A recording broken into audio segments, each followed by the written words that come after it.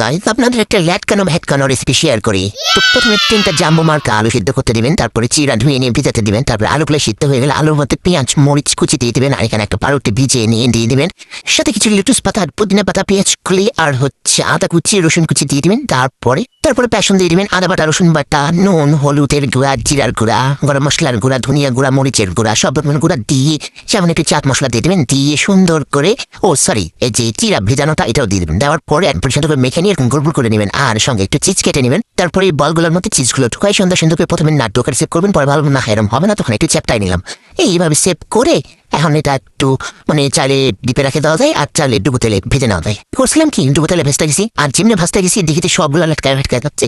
এই এক ইন্ডিয়ান শয়তান বেটির ভিডিও দেখে আমি এটা বানাইছিলাম। সব ঠিকঠাক ছিল, কিন্তু এখানে যে এরকম ভজকায় যাবে কে জানতো, এত ভজকায় গেছে। শেষ পর্যন্ত যে দুইটা ডিম ঢেলে ভাবলাম যে দেখি একটা কোনো নতুন কিছু আবিষ্কার করা যায় কিনা। ডিমটাকে উপরে দিয়ে দিলাম, তারপর চিন্তা করছি না ফেলাই দিব না, উল্টায় যায় দিকে আরো ভটকায় গেল। এই ইউটিউবের রেসিপির ভিডিও মানেই হচ্ছে সব রকমের গন্ডগোল। এই প্রথম কোনো রেসিপি আমার ফ্লপ হয়ে গেল। পর্যাপ্ত পরিমাণে বেসন থাকলে বেসন ডুবায়ে আলু চপ করে নিতে পারতাম, বাট ব্যাড লাক, বেসন নাই। এদিকে চাও হয়ে গেছে, চাই আমার ভরসা। যাই হোক, ডিম দেওয়ার পরে এটাকে আরো একটু সুন্দর করে বেশি করা ভেজে নিয়েছিলাম। খেতে অবশ্য খুব একটা খারাপ পাইনি। পরে ভাবলাম যে দেখি এতগুলো তেল নষ্ট হইলো, এতগুলো আমার সব পরিশ্রম বৃথা গেল।